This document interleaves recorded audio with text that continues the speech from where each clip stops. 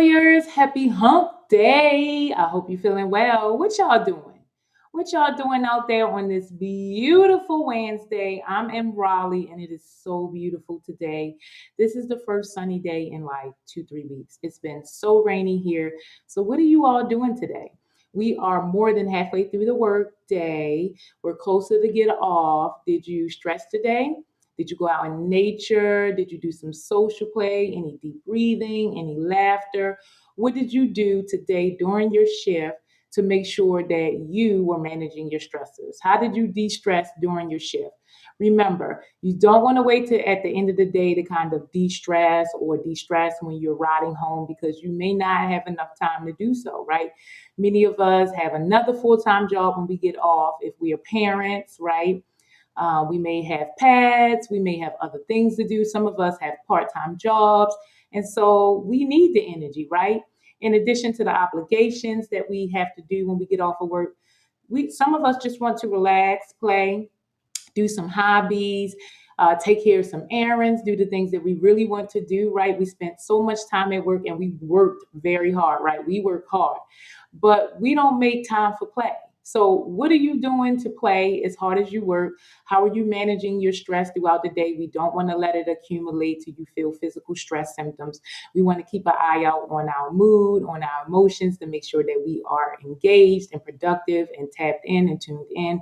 And we are practicing mindfulness. So, it is so very, very, very, very, very important to always be aware of how you're feeling because stress is an emotion, right? So you may be feeling happy, and then next thing you know, you're on the wrong side of emotions. You may feel angry, frustrated, disappointed, and all those types of emotion cause stress. And stress has physical symptoms as well, right? And so we want to make sure that we're countering our stress. There isn't one single day that we don't have stress. So managing our stress is non-negotiable, right? We should be practicing stress management and wellness every single day. It is not optional because our health and our wellness will deplete without it, right? And so when we are stressed out, our breathing is the first thing impacted. So our breathing rhythm changes under the stress. And normally we already practice chest or thoracic breathing, which is shallow, and it's irregular, right? Because we're taught to stand up straight, push out our chest, suck it in, and that makes sure that we're not breathing the correct way, right? So we're not pushing air down into our belly, into our diaphragm. So we are not practicing abdominal breathing or deep belly breathing, which is really what we need to do, especially when we are stressed out. One of the first things that is impacted by stress is our breathing. So one of the first tools that we should utilize when we are stressed out is deep breathing techniques. And it's so easy to do. The first is just to put awareness on your breathing, right? When you want to see if your breathing is even and non-constricting, if it's not rapid, shallow, if it's non-even, right? You want to make sure that you are slowing and normalizing your breaths, that your inhales are as long as your exhales. You want to kind of just keep an eye on your breathing to make sure that you are not hyperventilating and that you are taking in enough oxygen so that your body can do its job and release gases to and from the body, keeping you in a state of equilibrium. So it's so important. It is said that 90% of doctor visits are for stress related symptoms, which means that 90% of us think that we are managing our stress, and we're not. We are managing maladaptively. We go to the quickest tools that we have to manage stress, although they are maladaptive, which normally are distracting, withdrawal, numbing, and we have go-to tools like cable television, social media, shopping, alcohol, gaming. It's so many things that we turn to that reduce our stress in the short term, but it is maladaptive in the long term, right? So we don't want to build habits of shopping and gambling and substance abuse and spending a lot of time on cable television and social media because it is a waste of our essence, right? It is good in small bursts. It's good to help you ground yourself, to kind of de-stress in the moment, but it cannot be your go-to method. One of your go-to methods, the number one go-to method should be deep breathing. So what we're going to do is just take a moment and watch our breathing and just kind of see if your breathing is deep and robust and even. And we're just going to watch our breathing, and we're going to try to fix it to make sure our inhales are as long as our exhales. So just kind of make sure that you are inhaling in through your nostrils. You're letting the air go down through your throat, down your chest, into your abdomen. Feel it as it travels down into your abdomen. You could pause for a second and then release it.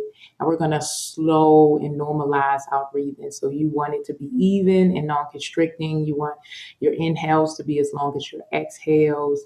And just keep your mind on your breathing. If anything, like any thoughts pop up or anything around you grabs your attention, just breathe it back. Bring your attention back to your breathing and just focus on how you're breathing. If you're breathing deeply, if you're breathing down in your belly, if your breathing is even and non-constricting, if your chest is moving more than your belly, then it means that you are practicing chest or thoracic breathing. And that will be your first adjustment. It just takes a small adjustment to recognize how you're breathing, tune in, and practice non constricting, even breathing. That's all. That's all you have to do.